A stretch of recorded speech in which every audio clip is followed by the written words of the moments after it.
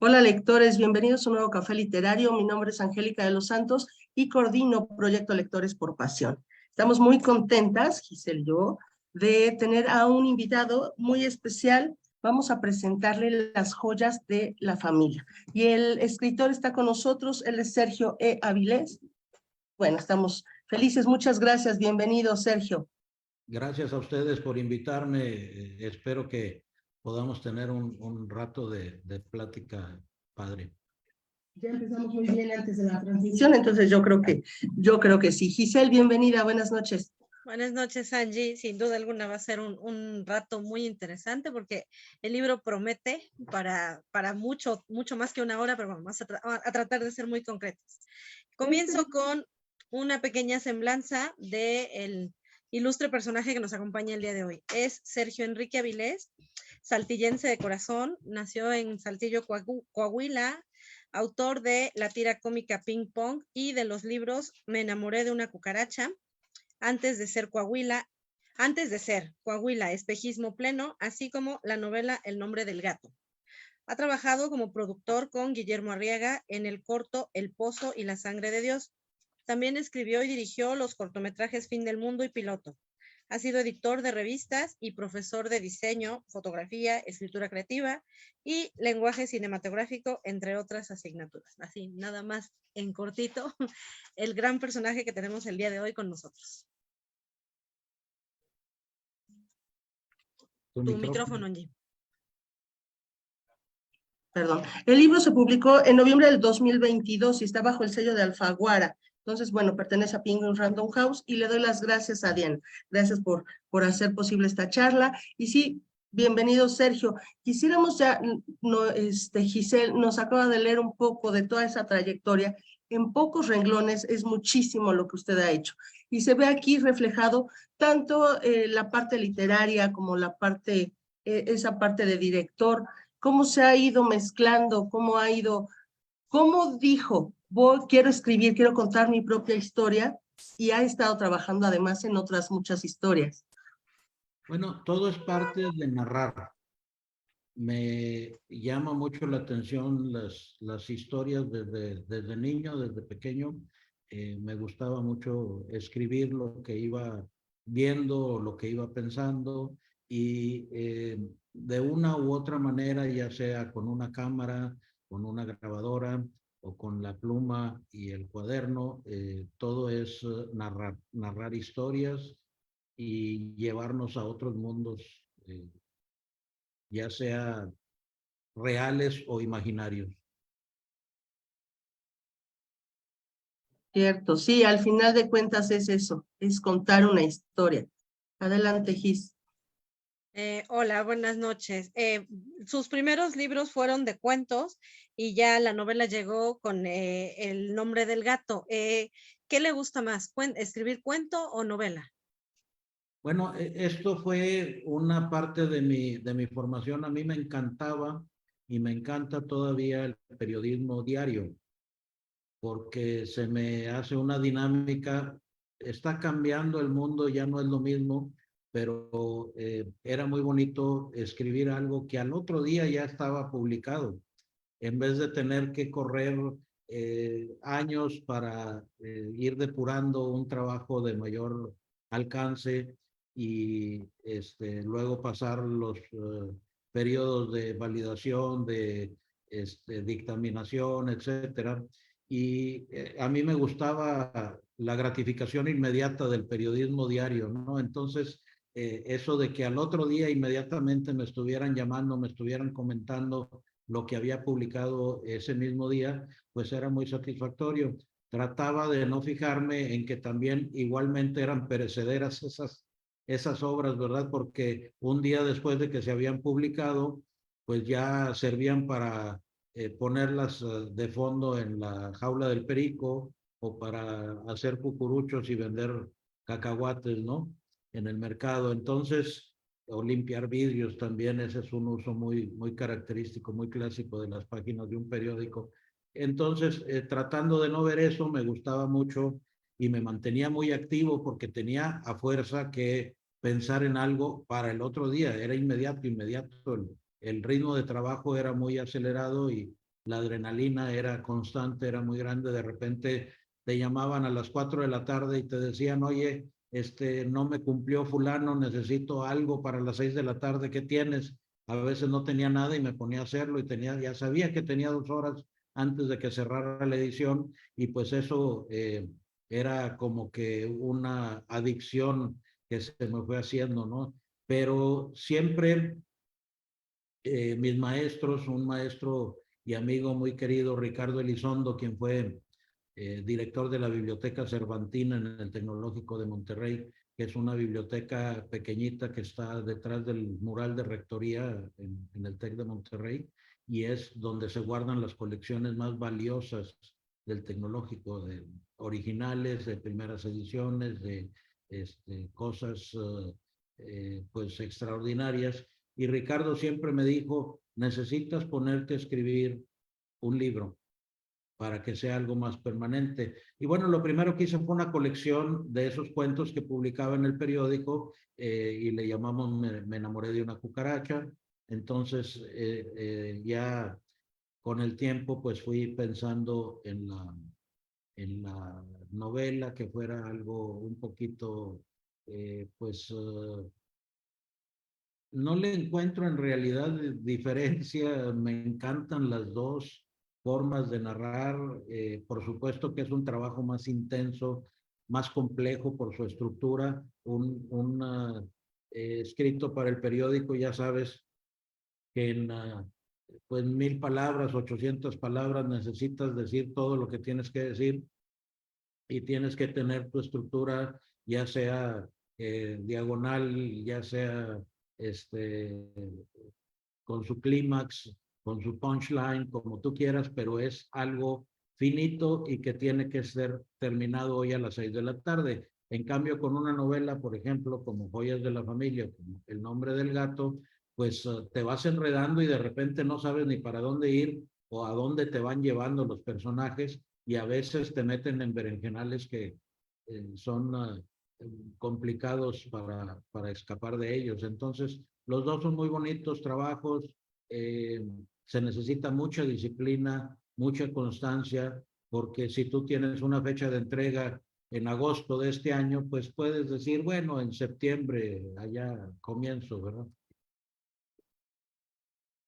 Y en esto de contar historias, Sergio, a mí me gustaría, ¿hubo alguna que lo enamoró? Porque yo creo que a la hora de ir leyendo, algo le dijo, yo quiero hacer algo así, o qué recuerdos tiene de haberse enamorado de alguna historia en sí. Mira, desde pequeño, y como te digo, mi primer romance fue el periodismo diario, porque era un momento de unión familiar. Mi papá nos reunía y nos leía la página de cómics. En ese tiempo los periódicos traían una plana completa de cómics, y él estaba suscrito al Laredo Times, que luego se convirtió en el Laredo Morning Times. Pero nos leía las tiras cómicas y ahí había de todo. Había historias como Anita la huerfanita, o como Mary Gold. Había las clásicas tiras cómicas de entonces, Charlie Brown, etcétera, que nos encantaban, y pues iban llevando una historia, aunque cada periodo, cada episodio tiene su conclusión en sí misma.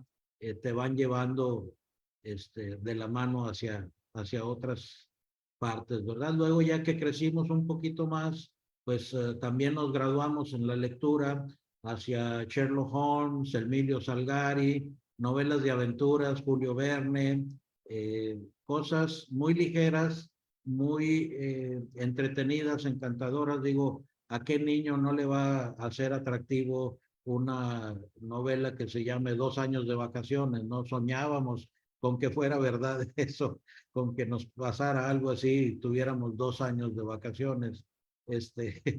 Y las aventuras de Sherlock Holmes, pues por supuesto, eran muy, muy atractivas, y como en las 1001 noches, mi papá tenía el tino de quedarse en momentos interesantes en cliffhangers para que al otro día estuviéramos atentos después de cenar, ya bañados y listos para la cama, pero listos para pues que nos leyera un poco esto, hasta que un día ocurrió lo inevitable, que me quedé tan picado con una de las historias que en la noche, sin que se dieran cuenta ellos, bajé a la biblioteca y me puse a leer el libro yo mismo para saber qué era lo que seguía, cuál era el misterio tan grande que andaba buscando. Me acuerdo que era una aventura de Sherlock Holmes en donde había unas personas que entraban a robar a las casas, a robar entre comillas, porque no se robaba nada, simplemente cogían un busto de X personaje y lo rompían. Y era el único daño que hacían. Entonces, pues obviamente estaban buscando algo dentro de uno de muchos bustos de ese personaje que se habían hecho y pues queríamos saber qué era lo que se había escondido ahí, ¿verdad? Entonces... Una excelente manera de llevar a los niños hacia la lectura. Entonces, ahí si tienen niños Y chiquitos. tenía muchos trucos, mi papá, así de ese tipo que nos gancharon en muchas cosas. Por ejemplo, cuando salíamos a carretera, siempre nos decía que había un premio muy grande, muy grande, nunca especificó cuánto, pero para la persona que viera un cuervo de color blanco. Entonces, pues estábamos buscando al cuervo blanco y obviamente en el camino veíamos todo lo demás que se nos atravesaba, ¿no? Y eso nos enseñó pues a ser observadores. Así es que sí le debo mucho esto a mi familia, a mi papá, a mis abuelos, que nunca perdieron la curiosidad, siempre insistieron en ver cosas nuevas en el mundo cotidiano. Bueno, me atrevería Lindas a historias. suponer que entre esta anécdota de su papá y los autores que leyó, viene esta pasión por la aventura y la historia y un poquito también el misterio que está combinado precisamente en Joyas de la Familia. Por supuesto, sí. Mis tíos, los hermanos de mi papá, Apolonio y Ana María, eran pues fans de Agatha Christie. Entonces leían todo lo que saliera de Agatha Christie y por supuesto, pues de ahí se derivaban otros detectives, otras novelas de misterio, de suspenso, y todo era como muy ligero, ¿no? Muy entretenido. Digo, ir de aventura al Nilo o al Expreso de Medio Oriente, cosas así, que son los ambientes en los que se desarrollaba, además de la lógica impecable y la belleza de personajes como Miss Marple, su característico sello en todas las novelas de Agatha Christie, pues eran encantadores y sí, de ahí viene ese amor, ese cariño. Me gustaría leerle unos saludos antes de empezar ahora sí a hablar de las joyas de la familia. Lo están saludando Ángeles Marín. Buenas noches, gracias por estar con Proyecto Lectores por Pasión. Te saludo desde el Estado de México. Rocío Rodríguez, yo estoy desde Puebla, no sé si escuchan las campanas, son eso. Rocío Rodríguez, saludos desde Puebla. El libro se ve muy interesante, gracias por compartir y estar aquí en el club. Adri Barruecos también los saluda. Gracias por acompañarnos esta noche. Saludos desde Puebla. ¿Tienes ahí saludos, Gisela? Adelante. Sí, Lorena Castillo dice hola, buenas noches. Laulena Casández, excelente formas que tenía su papá para incentivar a las lecturas y observaciones, me encantó. Liz Conde, hola, buenas noches. Bienvenido al autor a Proyecto Lectores por Pasión. Un saludo desde Puebla. Isela Ramírez, buenas noches. Saludos desde el Estado de México. Romina Rosendi, buena tarde desde la alcaldía de Benito Juárez de la Ciudad de México. Saludos desde diferentes partes de la República. Está también Erika Salinas, los saluda desde Mérida, Yucatán. Caro Rivera, saludos desde la Ciudad de México. Felicidades al escritor Sergio por este libro que desde la portada ya se ve interesante. Sí, así es. Y también está Reyes Ariadna, saludos desde Guanajuato. Dea desde Concal. Y esos son saludos hasta ahorita, porque ya hay unos comentarios y preguntas, pero los vamos a dejar para más adelante. Me gustaría pedirle, Sergio, para las personas que no han leído el libro, que nos pudiera decir así a grandes rasgos un pequeño resumito de qué trata, para que los pongamos en contexto y podamos hablar un poquito de la historia. Muy bien, pues Joyas de la Familia es una historia real que habla de una joya que llegó a la ciudad de Saltillo proveniente de la corona de Rumania. En 1940 hubo un rey en Rumania que se enamoró perdidamente de una persona que no era su mujer, su esposa, y decidió huir con su amante y algunas pertenencias y vino a dar a México. Y en México, pues coincidió con un comerciante de Saltillo y cambió de manos esta joya. Eh, Resulta que a un detective privado de Saltillo le piden que investigue los orígenes de esta joya y cuando lo encontramos con dos aceleradores para sus recuerdos. Uno de ellos es que como todos a cierta edad, él tiene 50 y tantos años, tiene un miedo terrible a padecer Alzheimer porque una de las claves de la historia, uno de los personajes clave, pues es una señora ya de mayor edad, la que heredó esta joya, que tiene Alzheimer, entonces pues empieza él a pensar si no le estará ocurriendo lo mismo. Y el segundo acelerador es que lo acaban de atacar, lo acaban de asaltar y lo dejan atado a una silla con una bolsa de plástico sobre la cabeza y está a punto de morir. Entonces, toda su narrativa que se basa en el deseo cínico de no querer regresar el dinero que le pagaron de anticipo por esta investigación, pero se apresura a tratar de encontrar una explicación plausible, cualquiera que sea, para el origen de la joya y poder acceder a ese o quedarse con ese dinero. Entonces va dando saltos por la historia y por supuesto que llegando a Rumania, pues es imposible no mencionar a uno de los personajes más atractivos de aquel país, que es el Conde Drácula. Entonces, por ahí habla de tanto la novela de Bram Stoker como de el personaje real que fue un conde que vivió en el siglo XV, en el siglo XIV, por allá estaba su familia pues dominando esta pequeña porción de Rumania que es Valaquia y es donde sembró un reino de terror que todavía se recuerda mucho, mucho más intenso que el de la novela. Y de ahí pues se hacen conexiones con la Casa Real de Rusia, con Catalina la Grande, con la mitología griega también, que es una fuente inagotable de sorpresas y de historias fantásticas, con por supuesto, la corona británica que a través de la reina Victoria, pues permeó toda Europa con sus parentescos, ¿no?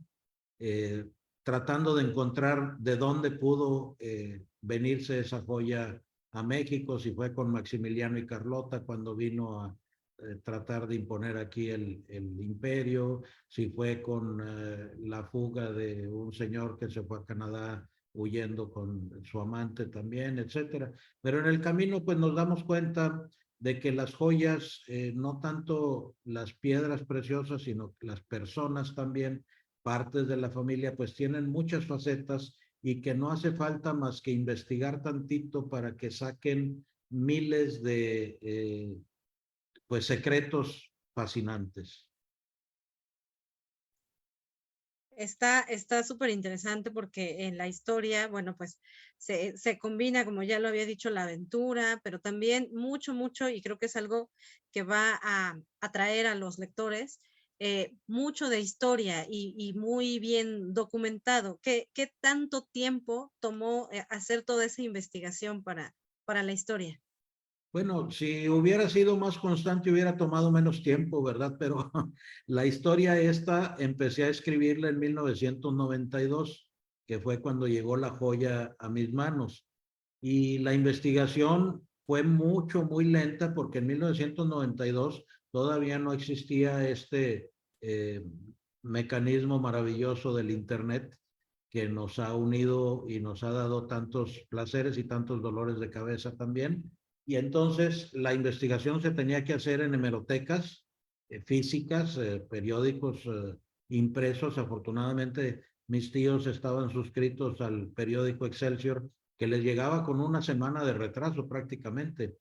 Pero de todas maneras, pues ahí venían todas las noticias reales y además ellos lo coleccionaban, es decir, ellos lo guardaban en un armario y tenían toda la historia que te puedas imaginar. Entonces fue posible remontarnos en el tiempo hacia la época en que pues estuvo por acá el rey Carol y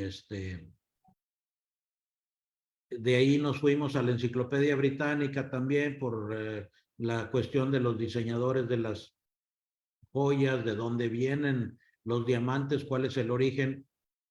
Ahorita pues lo tenemos más o menos claro después de la película aquella de Diamantes de Sangre en Sudáfrica, pero estos venían de la India, un poquito más atrás todavía. Entonces, todo eso se fue desarrollando lentamente hasta que en 1994, pues el señor Jeff Bezos abrió esta pequeña librería por internet y en 1995 compré yo mi primer libro por Amazon a través de una llamada de larga distancia con un módem de, creo que eran en ese tiempo 300 bits por segundo únicamente, con una llamada de larga distancia que era carísima en ese tiempo, accediendo a un catálogo de texto nada más, en donde veías el nombre del autor, el nombre del libro, no sabías mucho de él, si acaso venía una breve sinopsis, pero el primer libro que compré para esta investigación precisamente habla sobre el rey Carol,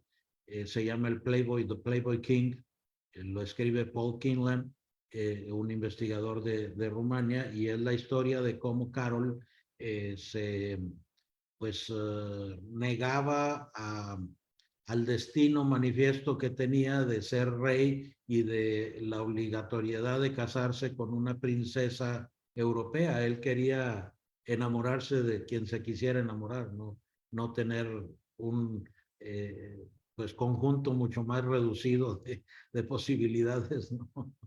Y era muy enamoradizo, entonces se enamoró varias veces de imposibles de acuerdo a la constitución de su país. De hecho, tuvo un hijo con otra muchacha por ahí que le dio muchos dolores de cabeza posteriormente. Tuvo 2 o 3 pues amoríos, incluso un matrimonio ilícito para el cual se arriesgó. Lo podían haber calificado de desertor y haberlo fusilado, en fin, todo lo que se hizo por amor me dio la idea de que la monarquía no es la panacea que muchos nos imaginamos.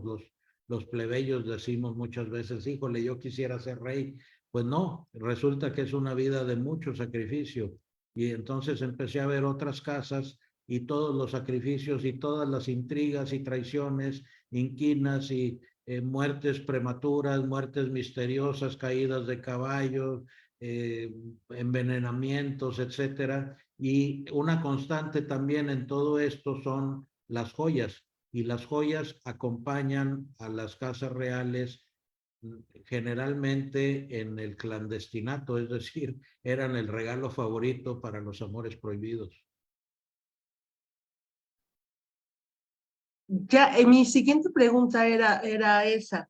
Ya no las acabo de responder, muchas gracias, porque le quería yo preguntar cuándo surge esta idea de decir, de aquí, de estas joyas, de esta joya que tuvo usted, de dónde surgía el hacer un libro y contar esta historia, pero ya nos aclaró ese punto. Entonces me gustaría, dígame.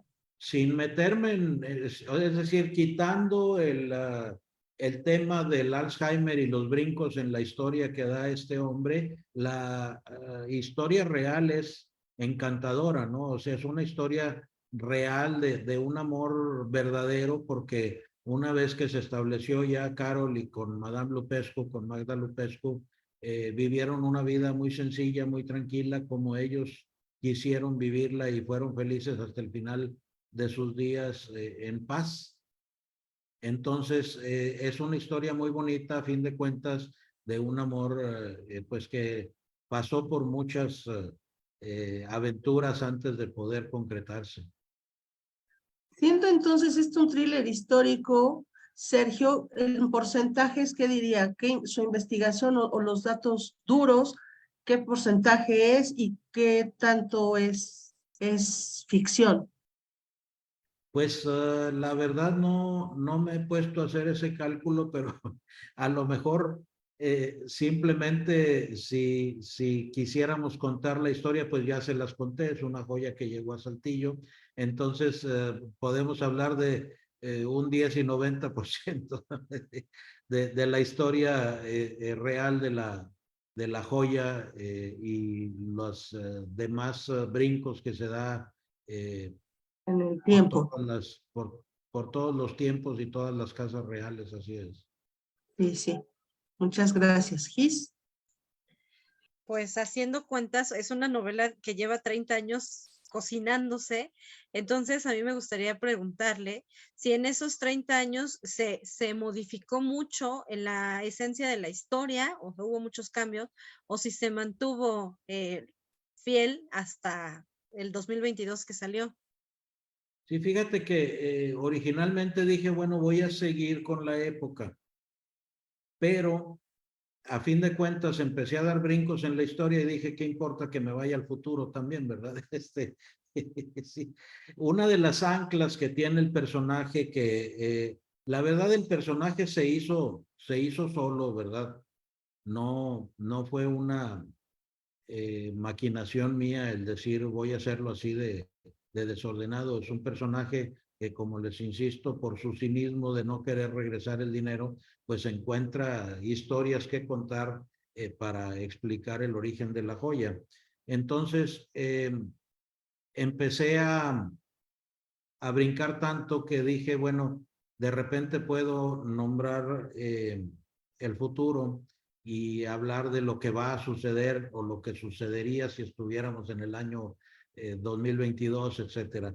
Pero les digo, una de las anclas que tiene este personaje es el cine. Habla mucho de las películas que él ha ido viendo en su vida y la recuerda con cariño. La primera que menciona, porque tiene por ahí un actor rumano, que actúa junto con, creo que Charlton Heston.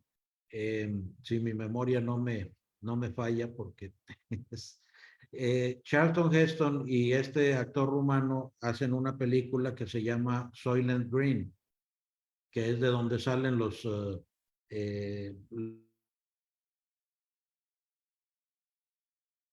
familia. Pero en esa película resulta que están hablando de un mundo futuro, es una película de los años 60 y hablan de un mundo futuro que está totalmente agotado, ecológicamente devastado, en donde ya no es posible sostener a la población humana.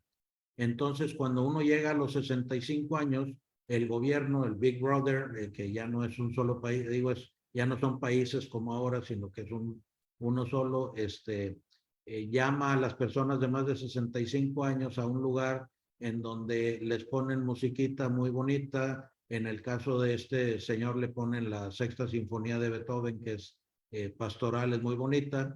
Le ponen una película con venaditos, con árboles que ya no hay en ese tiempo y le aplican una inyección letal. Y una vez que está muerto, lo convierten en unas galletitas verdes que son las que les dan de comer al resto de la población. Entonces, esa novela ocurre en el futuro, como les digo, en un mundo devastado y agotado totalmente, que casualmente en el póster de la película puede verse, es el año 2022. Así es que se adelantó a lo mejor unos meses, no se hablaba del calentamiento global, pero pues ya lo tenemos encima. Tema para reflexionar sin duda. Giselle, un comentario más si quieres y empezamos entonces a leer unas preguntas que ya tenemos acá. Por eso me he visto de verde para ya ir agarrando el colorcito de las galletas. Ay, no, tanto talento no. Aquí creo que ya se nos fue. Sí, ¿verdad? Sí, me veo trabada, pero sí los escucho. Ya sea, estás de regreso. Algo con mi cámara. Bueno, sí, solo tengo un comentario más. Me parece muy, muy creativo el trabajo de relacionar las películas y las canciones. Me encontré por ahí en Spotify una playlist precisamente de las canciones que acompañan a la lectura y son como las canciones de las películas. Entonces, está súper interesante cómo todo va relacionado. Y bueno, digo, para alguien que trabajó con Guillermo Arriaga, creo que el cine es fundamental, ¿no? Pues además seguimos trabajando juntos, estamos todavía con muchos proyectos juntos. Perfecto. No sé si yo me escucho. Sí, estamos bien, porque medio que siento que se traba. Entonces, Sergio, le voy a pedir si nos hiciera favor de leernos un pequeño fragmento, el que usted quiera, si quiere al azar, lo que usted nos quiera compartir también. ¿Qué les diré? Híjole, a ver si tengo suficiente luz aquí porque fíjate que se me hace que no. Pero les voy a contar una historia que no viene en el libro. Gracias. No, porque no Muchas tengo suficiente luz. La luz aquí es muy cálida. Lo que tengo aquí arriba son unos focos. Estamos en una zona protegida de Sinaloa, en donde toda la playa es una zona de anidación de varias especies de tortugas marinas. Entonces nos piden que haya iluminación, poca iluminación y luz cálida para no destantear a las tortugas, aunque a fin de cuentas los nidos son capturados y se reproducen en un laboratorio especial para poderlas liberar y que tengan mayor pues probabilidad de sobrevivir estos de nacer. Sí, fantásticos. Sergio, muchísimas gracias. Sí, le vamos a Entonces, agradecer esta pequeña les voy a anécdota. contar una historia más que leerles algo, y es la historia de la portada. La portada la escogieron los diseñadores fantásticos de mi otra casa, que por cierto, aquí en donde estoy en un micro hotel.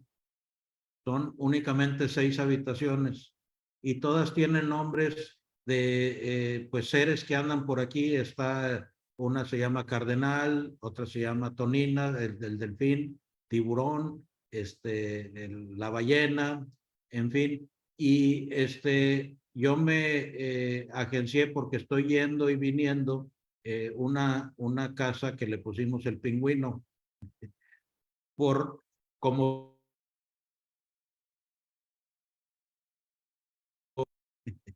es el Penguin Random House, que es la casa editora.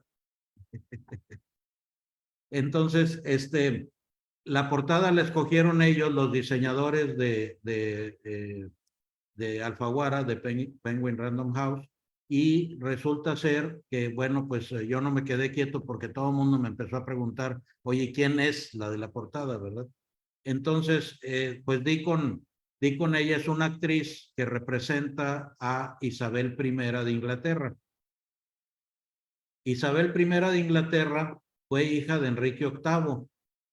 Enrique VIII tuvo varias esposas, tuvo 6 esposas. La primera de ellas fue Catalina de Aragón, hija de los reyes católicos que se casaron pues para hacer una alianza, hacer un reino más grande, más poderoso y poder luchar contra Francia, contra otros enemigos, entre ellos el Vaticano, que traían por ahí medio atravesado, ¿verdad? Pero resulta que Catalina de Aragón pues cansó un poquito a Enrique y además no le pudo dar un heredero varón, que era lo que estaba buscando. Y entonces Enrique le pidió al Papa que pues nulificara ese matrimonio, y el Papa se resistía hasta que apareció una mujer muy inteligente a la que Enrique quería enredar como su amante, y ella se negó y dijo, yo tengo que ser su esposa. si no, no me voy a acostar con él, porque yo no quiero ser la querida de nadie, yo quiero ser una señora con dignidad. Entonces le dio largas y supo cómo hacerlo, y aparentemente ese es un esquema medio curioso que vale la pena investigar el por qué respetaban, con todo ese poder que tenía el rey, por qué no le podía ordenar simplemente tú te vienes conmigo y te friegas, ¿verdad? Alguna razón debe haber de más fondo que lo aparente. Pero, en fin, Ana Bolena le dice a Enrique, oye, fíjate que según este libro, y le presenta un libro prohibido por el cual ella se arriesga a que le corten la cabeza, pero le dice, según este libro, tú tienes mayor autoridad que el Papa. Ningún rey debe de tener intermediarios porque ustedes son escogidos por la mano de Dios. Entonces no deben de tener intermediarios en su conexión con Dios. Tú tienes la misma autoridad que el Papa. Y de ahí se agarró Enrique para decir, oye, pues vamos a crear nuestra propia iglesia. Y entonces no le hacemos al Papa, no le hacemos caso al Papa. Nosotros nombramos que yo voy a ser el supremo líder, y hasta ahorita el líder de la Iglesia de Inglaterra pues es el rey en turno o la reina. Y con eso ya se nulificó su matrimonio y se vio en libertad de casarse con Ana Bolena. Ana Bolena, por desgracia, tampoco le pudo dar al heredero que tanto buscaba, y pronto se encontró Enrique VIII buscando excusas para deshacerse de ella y le acabó cortando la cabeza. Y entonces la hija de Ana Bolena, que finalmente llegó al poder después de que estuvo, finalmente pudo tener un hijo varón, Enrique VIII, pero murió muy pronto. Entonces el poder o la corona pasó a una media hermana de él, que no era tampoco hija de Ana Bolena, es decir, no fue Isabel, fue otra, María, que también estaba muy enferma. Les digo, esas enfermedades son rarísimas, pero pues ocurrían, ¿verdad? Y entonces María mandó llamar a Ana Bolena, perdón, a Isabel, y le dijo, oye, Isabel, la única condición que te pongo es que renuncies al catolicismo y te conviertas a la iglesia, pues nuestra, la iglesia de Inglaterra. Y como que sí quería y no quería Isabel, pero finalmente pues accedió a hacerlo y se convirtió en Isabel I, y la conocemos como la Reina Virgen porque dijo, pura madre que me caso, después de ver la suerte que corrió su mamá a manos de su papá. Dijo, yo no quiero, no quiero que mi marido acabe de darme el mataril, y que ha ocurrido mucho. Pues, vemos el caso de Catalina la Grande. Catalina la Grande no era ni rusa, pero pues se casó con el zar en un momento dado en complot con su amante de ese tiempo, que era el conde Orlov. Decidió dar un golpe de estado. Durante el golpe de estado conoce a otro Grigori, que no era Orlov, era Potemkin. Se cambia de amante, pero Catalina la Grande no cortaba la cabeza de sus novios. Más bien lo que hacía era darles un regalo magnífico, un palacio o una joya. A Potemkin, por ejemplo, le dio su nombre a un acorazado que después conocemos por la novela esta, perdón, la película esta de Sergei Eisenstein, el acorazado Potemkin, que habla de un caso real, por cierto, mucho más potente que del que habla la película, y que tiene relación con Rumania, y que también hizo que Carol pues tuviera ahí una sacudida en su corazoncito, porque resulta que el acorazado Potemkin, cuando se sublevó porque les sirvieron un borscht, un caldo de betabel al que le pusieron carne con gusanos. Y el médico de a bordo, el médico del barco, dijo, no, está bien, se lo pueden comer y no pasa nada. Son gusanos orgánicos.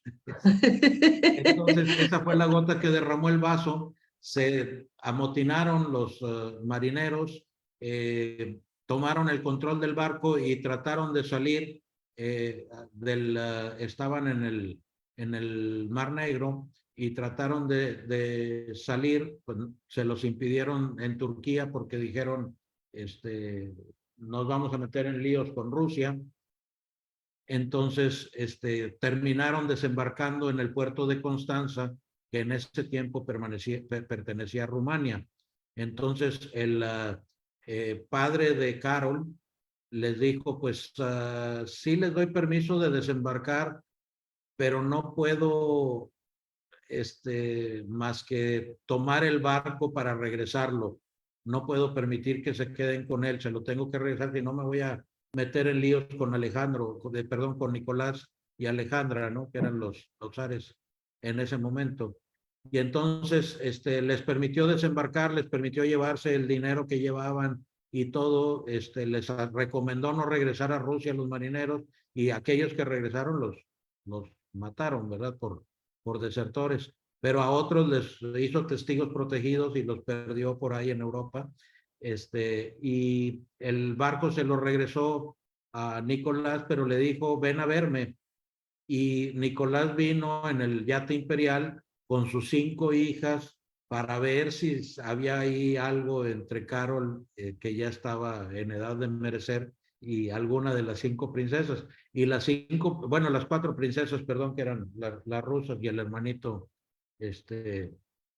Alexis. Las 4 princesas, como no querían que las forzaran a casarse y su papá les había prometido que no las iba a obligar a casarse si no estaban ellas enamoradas, lo que hicieron durante el viaje fue asolearse terriblemente para llegar horriblemente quemadas y no ser atractivas para Carol, y no lo fueron así. Siguió la aventura adelante, ¿no? Pues Muchas, esa es la historia. Me gustaría poderles leer algo, pero como les digo, tenemos no se una preocupe. iluminación muy deficiente. Esta historia estuvo muy interesante también. Hay Entonces, por ahí gracias. Valentina Traba, nuestra booktuber favorita, hizo una lectura hace tiempo, por ahí anda, de las primeras líneas de Joyas de la De la Familia. novela. Entonces hay De que la buscar novela. por ahí. Se la recomiendo mucho. Muchas gracias. Y también para los lectores que acaban de integrarse a esta charla, estamos platicando acerca del libro Las Joyas de la Familia, y está con nosotros el escritor Sergio E. Avilés. Entonces, en eso estamos. Muchísimas gracias. Nos acaba de comentar ahí la historia de la portada. Se lo agradecemos mucho. Y vamos a empezar ahora sí con las preguntas y los comentarios que tenemos en la página, Gis. Sí, muy bien. Adi Domínguez dice, gracias por la charla. Me encanta la forma en la que hablas. Lorena Castillo, la historia de Enrique VIII es de mis favoritas. Gracias por esta charla con el autor. Adriana Berruecos, es una historia que suena increíble. Ya quiero leer tu libro. Obras como la tuya son la mejor forma de interesarse y aprender sobre la historia. Matt Bass dice, es grandioso que nos comparta su trabajo. Entra en mi lista de próximas lecturas.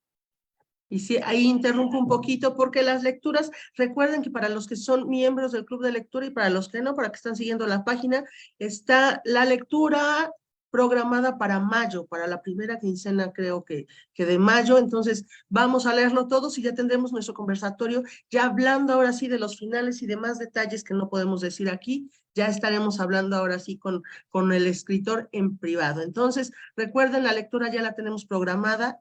Yo creo que sí, si lo están teniendo ya por ahí pensado, mejor sí cómprenlo y hay que empezarlo a leer. Empiezo también con unos comentarios. Ana Magaña, sin duda la novela histórica es una forma muy entretenida que nos permite enterarnos de detalles curiosos que de otra forma no lo habríamos hecho. Gracias por la interesante historia que nos acaba de contar. Sí, he escuchado muy buenos comentarios de su libro. Pronto lo leeremos. Muchas felicidades y saludos. Erika Salinas dice, es un placer escucharte, sin duda en la lista para leerlo. Gracias por contarnos la historia de una forma tan sencilla que nos hace querer saber más. Gis. Celia M. Fernández pregunta, ¿disfruta tanto la escritura como la producción de cine? Híjole, sí, porque es algo es diferente, son muy diferentes las dos cuestiones. Es algo muy apasionante el tipo de situaciones que se presentan en una película, ¿verdad? Por ejemplo, acabamos de trabajar en una producción con los hijos de Guillermo Arriaga, que ellos dirigen, Santiago y Mariana, y que Guillermo escribió en los años 90. Entonces hubo que conseguir paisajes, automóviles y personajes de los años 90. Así es que fue muy interesante andar buscando locaciones, que se filmó todo en Coahuila, andar buscando personas y andar buscando vehículos de aquella época. Así es que es un trabajo de mucho detalle, de mucha creatividad y que involucra a muchísima gente también, porque no es un trabajo en solitario, ¿no?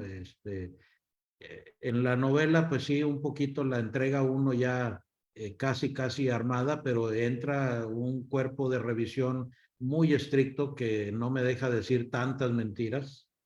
Me checaron todos los datos de los que hablo y de repente me decían, oye, fíjate que aquí hay un problema, y aún así se nos escapó por ahí un error de dedo, que hablamos de 1900 cuando debió ser 1800, pero aún así se escapan esos errores, y después entra el trabajo de los diseñadores, de la caja editorial, de la tipografía, de la elegancia con la que se puede leer, del encuadernado, el pegado para que lo pueda uno maltratar de cierta manera el libro y no se caiga a pedazos, y distribuidores, transportistas que hacen lo posible porque esté en todas partes, en fin. Entonces, los dos son trabajos muy diferentes, muy intensos, y sí los disfruto prácticamente igual.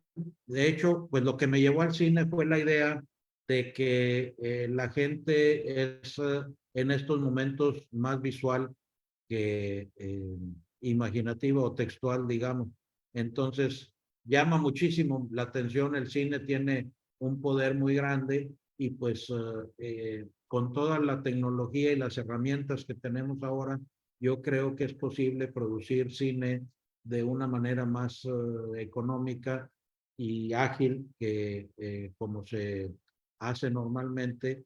Parece ser que estoy equivocado, porque en realidad, como en todo, la calidad de un trabajo se traduce en horas hombre.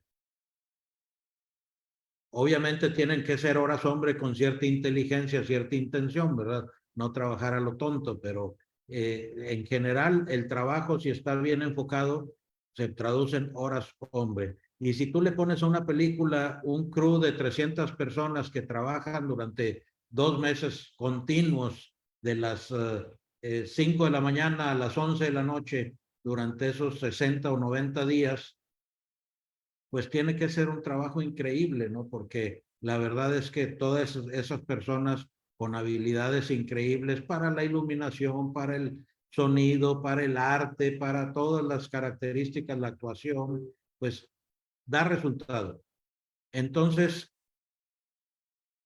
son diferentes, pero al mismo tiempo muy satisfactorios.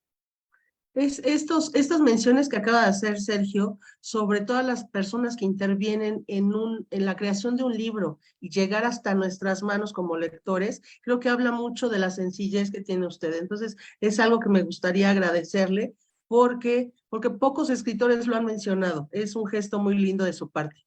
¿Tienes más comentarios ahí también? Ya están, Gis. Sí, tengo Bueno, más déjenme comentarios, pero decirles antes de que me acusen como la maestra Yasmín, esto se lo copié a Guillermo Arriaga, ¿eh? Oh, no, pero de verdad son gestos No, pero bonitos. mira, desde que estaba en el periódico a mí siempre me ha gustado ir a la parte trasera, es decir, ya que entrega uno su trabajo, a dónde va, quién lo convierte en un negativo, quién le saca selección de color, conocer a los prensistas, conocer a la gente que, hasta los boceadores, ¿verdad? Porque son a fin de cuentas lo que cierra la cadena. Y no sé si se acuerdan cuando empezó el periódico Reforma en la Ciudad de México, que lo quisieron bloquear, que no querían que hubiera un periódico nuevo, y todos los editorialistas, yo estaba en Palabra, no estaba en Reforma en ese tiempo, que era un hermanito pequeño de Reforma, pero los editorialistas salieron a la calle, me acuerdo de Emilio Dehesa, vendiendo periódicos en la calle, ¿no? Entonces, es algo, como nos enseñaron nuestros papás, ¿no? Hay que recorrer toda la cadena para saber de qué estás hablando y cómo se hacen las cosas. Entonces ya no te van a decir, así no se puede hacer la cosa porque tú sabes que sí se puede hacer, o no se te va a ocurrir pedir una tontera porque sabes lo Que no difícil es el que resulta. proceso. Definitivamente. Gis, sí, las tienes ahí. Sí, sí tengo otros comentarios, pero me gustaría saber si me dan oportunidad de pedirle una cosita. Sí, sí.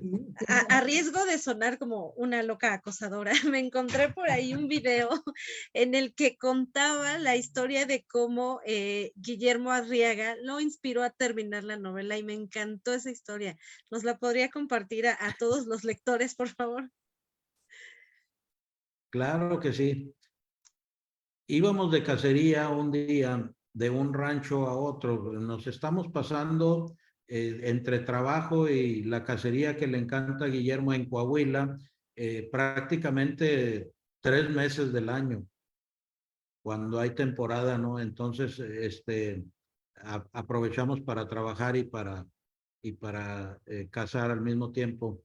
Pero íbamos de un rancho a otro y yo tenía que manejar y entonces tenía clase en ese momento. Le dije, encárgate de mis alumnos, le volteé la camarita para que él platicara con ellos. Era una clase precisamente de escritura cinematográfica y pues ya se imaginarán el revuelo que armó tener a Guillermo Arriaga, sin estar anunciado, ¿no? Ahí en la clase. Entonces, le preguntaron muchas cosas, pero una de las cosas que le preguntaron con más puntualidad fue, danos por favor un ejemplo, perdón, un consejo, el mejor consejo que nos puedas dar como escritores.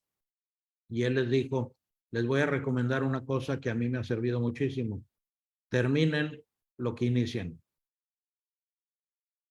Y ahí me cayó, me cayó el zapatazo, me cayó el 20, ¿verdad? Dije, ah, caray, por ahí tengo algo que no he terminado.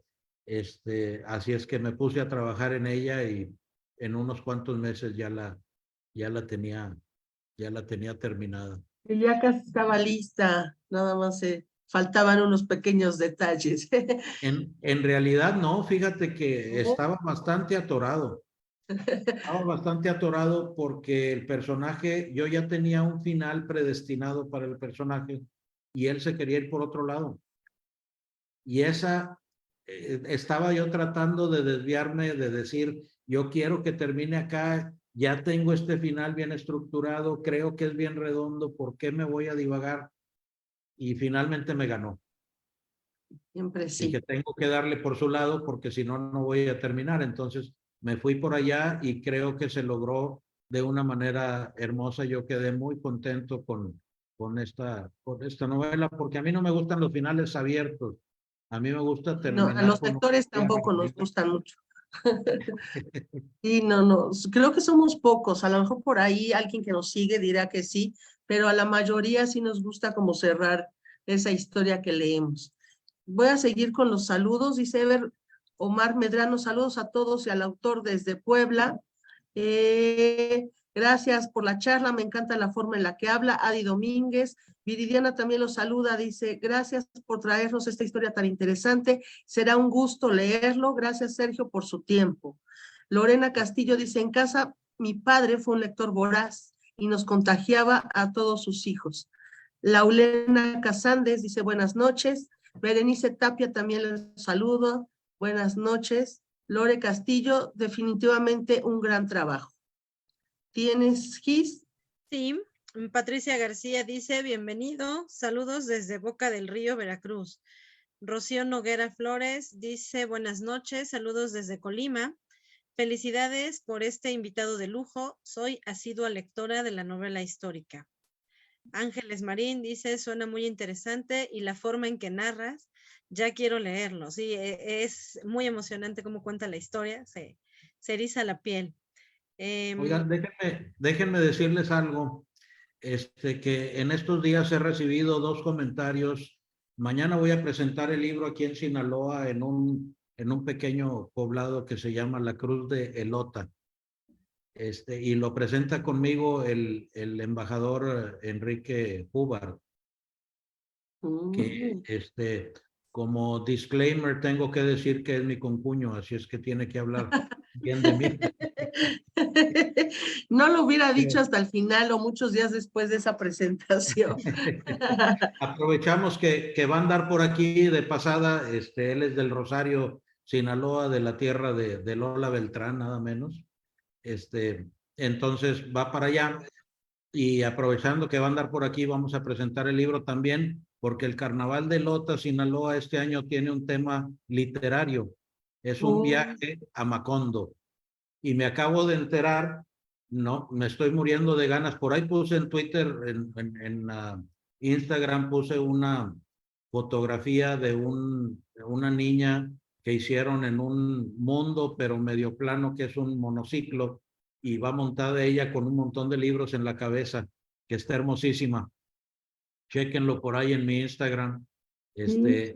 Pero el tema literario del carnaval, Interesante, hicieron ¿no? todos los carros alegóricos con temas de libros. Wow. Entonces vamos a ver un caballo de Troya, vamos a ver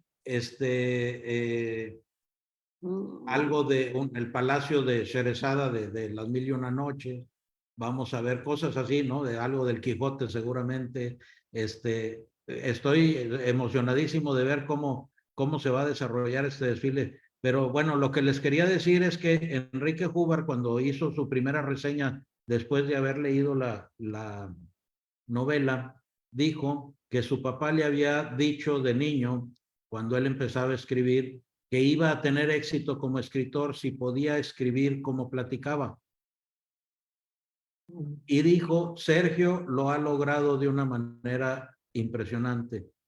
Entonces eso me dio muchísimo gusto, porque sí, en realidad yo quería que fuera una lectura ligera, por más que Guillermo me ataca y me dice que estoy más complicado que Faulkner, pero yo quería hacerlo así, con un lenguaje sencillo, coloquial, platicadito. Y sin en cambio, todos esos saltos de tiempo y como nos va llevando en la historia, creo que no es tampoco nada sencillo.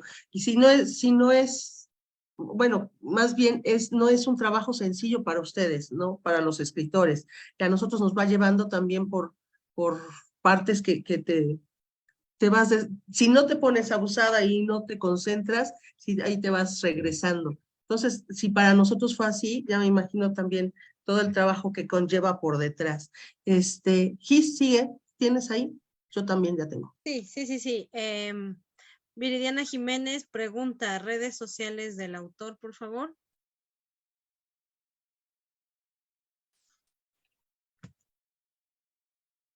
Ay, Se nos fue la pregunta, ¿la puede repetir, por favor?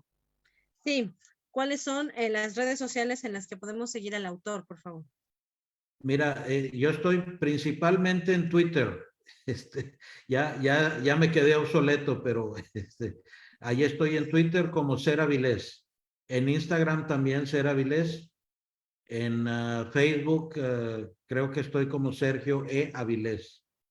Y hago muchas cosas que eso se lo recomiendo mucho. Mi canal favorito, mi canal de YouTube, que también es YouTube / Ser Avilés.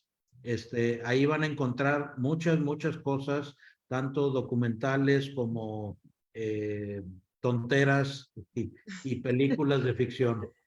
Ahí están mis películas, Fin del Mundo, Galatea, Piloto, están ahí. Una vez que tengan una chancita, se las pueden ver y se las recomiendo mucho. Muy activo, Sergio, muy activo. Yo no sé a qué hora también escribe y la cacería y demás. Entonces, así tendríamos que ponerlo de ejemplo, mi Gis. Gaby dice, una historia compleja mezcla realidad y ficción en búsqueda de una joya. Saludos al escritor Sergio desde Puebla y felicidades por su obra. Mesli Figueroa, se nota que fue un trabajo de investigación bastante rico en anécdotas a lo largo de todos estos años. Adri Barruecos, ¿nos podría decir cómo surgió el título Joyas de la Familia? Es un hermoso nombre. Bueno, cuando llegó esta joya a mis manos, llegó en condiciones de una herencia muy competida que nos dio la idea de que en todas las familias hay joyitas, hay alguien que se aprovecha de los demás, hay alguien que se acomoda para sacar un mejor partido de las herencias y pues todas las familias empezamos a ver, oye, pues en mi familia tengo una, en mi familia tengo otra, por allá hay otra, todos mis amigos me decían que tenían una joyita en la familia y curiosamente el que no sabía quién era la joya de su familia, pues era él. Joya o piedrita ahí también de la familia, ¿no? Que pudiera ser. Gis, ahí te mandé unos que son los que a mí me aparecen, a lo mejor a ti no, y con eso podemos cerrar entonces la charla. Sí, claro que sí. Bueno, un eufemismo, ¿no? Esto de una joyita. Una joyita.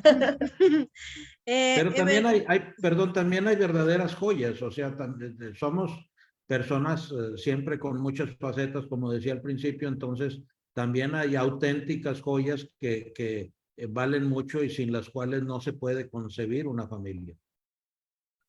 Claro, al final somos como cierto mecanismo que se necesita de muchas personalidades, ¿no? No puede ser todo tan plano.